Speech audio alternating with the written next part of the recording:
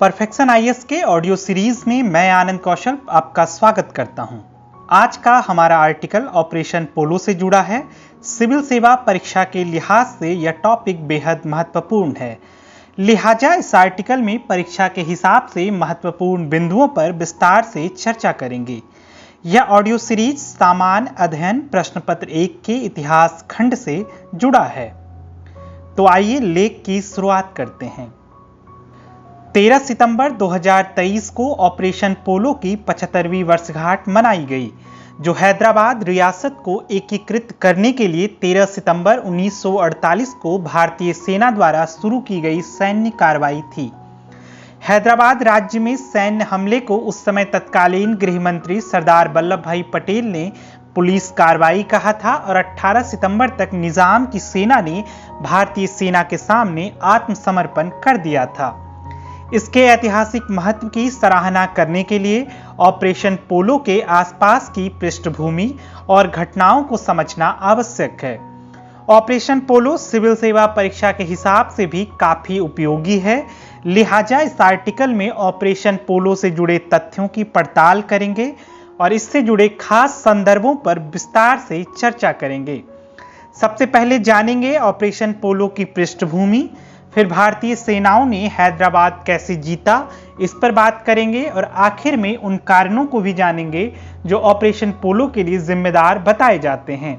साथ ही बात करेंगे ऑपरेशन पोलो ने किस प्रकार उपराष्ट्रवाद को करारा जवाब दिया। आइए सबसे पहले ऑपरेशन पोलो की पृष्ठभूमि को समझते हैं। हैदराबाद राज्य के निजाम मीर उस्मान अली शाह का इरादा अपने राज्य को एक स्वतंत्र इकाई के रूप में देखने का था और आज़ादी के बाद यह भारत या पाकिस्तान में शामिल नहीं हुए।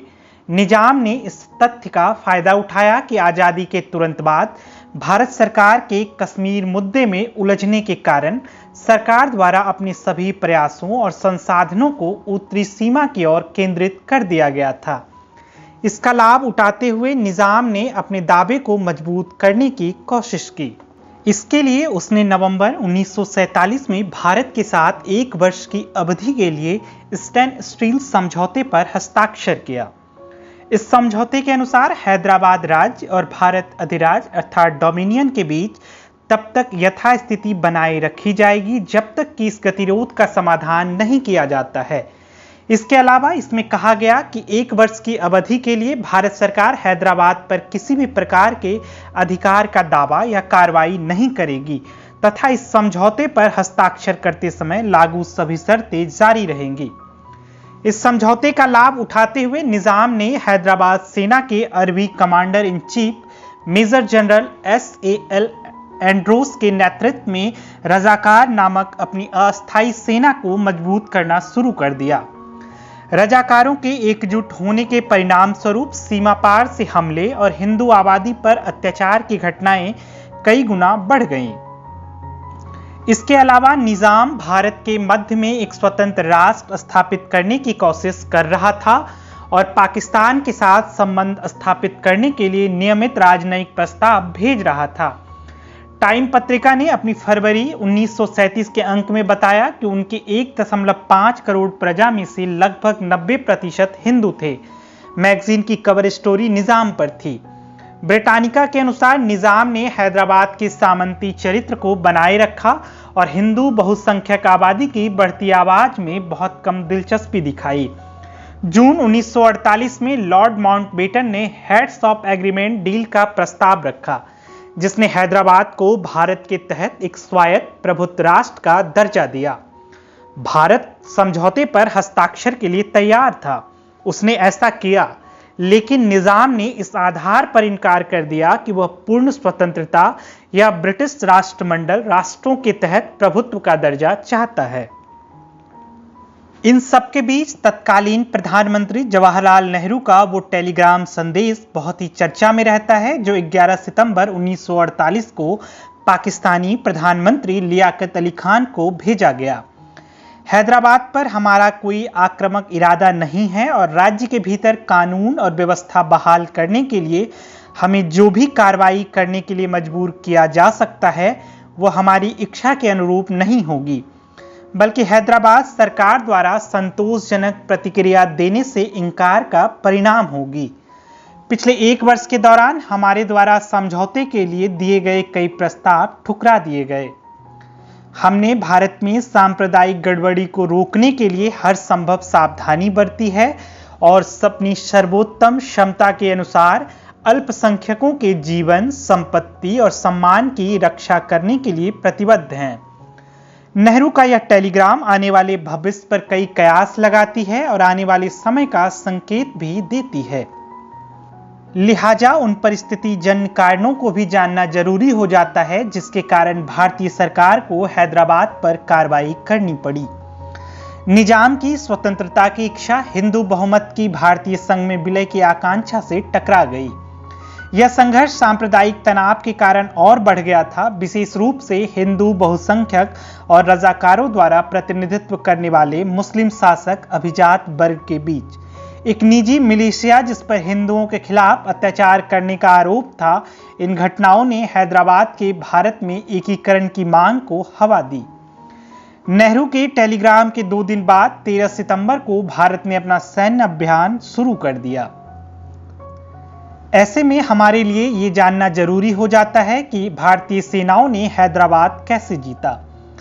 निजाम को भारत में शामिल होने के लिए मनाने के कूटनीतिक प्रयास विफल रहे और तनाव बढ़ने पर नेहरू और तत्कालीन गृह मंत्री सरदार वल्लभ भाई पटेल के नेतृत्व में भारत सरकार ने 13 सितंबर 1948 को हैदराबाद को भारतीय संघ में एकीकृत करने के लिए ऑपरेशन पोलो नाम से एक सैन्य अभियान शुरू करने का फैसला किया।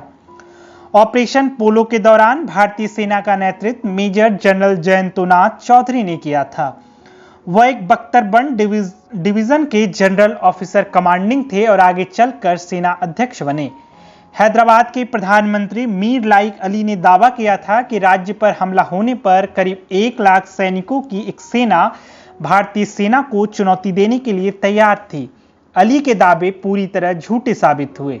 ऑपरेशन पोलो 5 दिनों की लड़ाई थी। हालांकि पहले 2 दिनों में निजाम के अधिकांश सेनाओं को घेर लिया गया और आत्मसमर्पण कर दिया गया। भारतीय सेना को निजाम की सेना पर महत्वपूर्ण संख्यात्मक और तार्किक लाभ था और विशेष रूप से मेजर जनरल JN चौधरी ने अपनी सैन्य रणनीति का प्रदर्शन किया। भारतीय सेना ने प्रमुख बिंदुओं और रणनीतिक रूप से महत्वपूर्ण शहरों पर तेजी से कब्जा करने के लिए पैदल सेना, बख्तरबंद इकाइयों और हवाई समर्थन को शामिल करते हुए एक अच्छी तरह से समन्वित दृष्टिकोण अपनाया। उसने प्रभावी नाकाबंदी की, निजाम की सेनाओं को आपूर्ति लाइनें काट दी और उन्हें अलग थलग कर दिया। यह सब कुछ दिनों में ही खत्म हो गया। 17 सितंबर 1948 को हैदराबाद के निजाम मीर उस्मान अली खान ने युद्ध विराम की घोषणा की। 18 सितंबर को भारतीय सैनिकों ने हैदराबाद शहर में मार्च किया और हैदराबाद सेना के जनरल L. एड्रोस का औपचारिक आत्मसमर्पण स्वीकार कर लिया गया। भारत ने सैन्य अभियान को पुलिस कार्रवाई के रूप में प्रस्तुत किया और इसे ऑपरेशन पोलो और ऑपरेशन कैटरपिलर नाम दिया गया। संस्कृति मंत्रालय ने सितंबर 2022 में एक मीडिया विज्ञप्ति में कहा, ऑपरेशन पोलो के तहत भारत के पहले गृह मंत्री श्री सरदार वल्लभ भाई पटेल की त्वरित और समय पर कार्रवाई के कारण हैदराबाद की मुक्ति संभव हो सकी। महाराष्ट्र और कर्नाटक आधिकारिक तौर पर 17 सितंबर को मुक्ति दिवस के रूप में मनाते हैं। भारत राष्ट्र समिति के तहत तेलंगाना 17 सितंबर को राष्ट्रीय एकता दिवस के रूप में मनाता है। ऐसे में यह भी सवाल उठता है कि भारतीय सेना द्वारा हैदराबाद की मुक्ति के बाद निजाम का क्या हुआ। एकीकरण के बाद निजाम को उसी तरह राज्य के प्रमुख के रूप में बरकरार रखा गया जिस तरह से अन्य राजकुमारों ने भारत में विलय किया था। इसके बाद उन्होंने संयुक्त राष्ट्र में की गई शिकायतों को खारिज कर दिया और पाकिस्तान के कड़े विरोध और अन्य देशों की कड़ी आलोचना के बावजूद संयुक्त राष्ट्र सुरक्षा परिषद ने इस मुद्दे पर आगे कोई कार्रवाई नहीं की और हैदराबाद को भारत में शामिल कर लिया गया। आखिर में हमारे लिए यह भी जानना जरूरी हो जाता है, क्या ऑपरेशन पोलो उपराष्ट्रवाद जैसी अवधारणा पर करारा जवाब है? हैदराबाद में सैन्य कार्रवाई उपराष्ट्रवाद और भारत से अलगाव को बढ़ावा देने वाली शक्तियों के विरुद्ध भारत सरकार की जवाबी कार्रवाई का एक बेहतर उदाहरण था। इस पुलिस कार्रवाई के माध्यम से भारत ने अपनी संप्रभुता और क्षेत्रीय अखंडता को सुनिश्चित किया और हैदराबाद को भारत संघ के एक भाग के रूप में सफलतापूर्वक शामिल किया। इस कार्रवाई को एक उदाहरण के रूप में भी याद किया जा सकता है कि भारत संघ में राज्य भारत से अलग नहीं हो सकते हैं, जैसा कि भारतीय संविधान के अनुच्छेद 1 में, जो भारत को राज्यों के संघ के रूप में परिभाषित करता है। इसमें इस बात का भी उल्लेख है कि यह एक अविनाशी संघ है तथा कोई भी राज्य इससे अलग नहीं हो सकता, जिससे उन सभी गैर राज्य समर्थकों में भय की भावना पैदा होती है जो भारत के विभिन्न हिस्सों जैसे कश्मीर, पूर्वोत्तर और कुछ दक्षिण भारतीय राज्यों में उपराष्ट्रवाद और अलगाववाद के विचार को बढ़ावा देना चाहते हैं। आज के ऑडियो सीरीज में इतना ही। फिर मिलते हैं एक नए विषय के साथ। तब तक हमसे जुड़े रहिए। धन्यवाद।